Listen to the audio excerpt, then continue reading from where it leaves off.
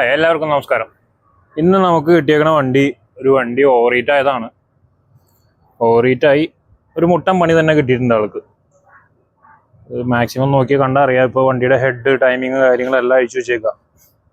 Head ഗ്യാസ്കറ്റൊക്കെ കത്തിപ്പോയി മൊത്തത്തിൽ. Head ഗ്യാസ്കറ്റിൻ്റെ അവസ്ഥ ഇതാണ്, ഇവിടുന്ന് കത്തിപ്പോയി മൊത്തത്തിൽ.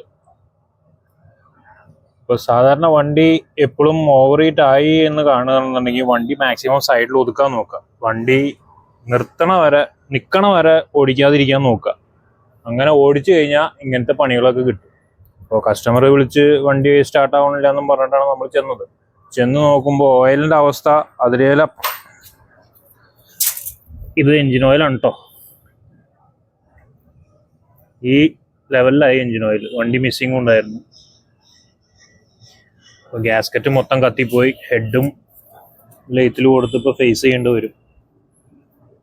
ഈ സൈഡ് കണ്ടോ, ഇത് മൊത്തം ഹീറ്റായി.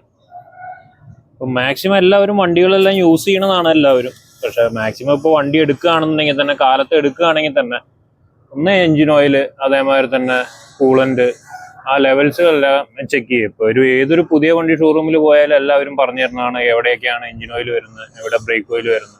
അപ്പോൾ അത് മാക്സിമം ഒന്ന് ചെക്ക് ചെയ്യാൻ നോക്കുക.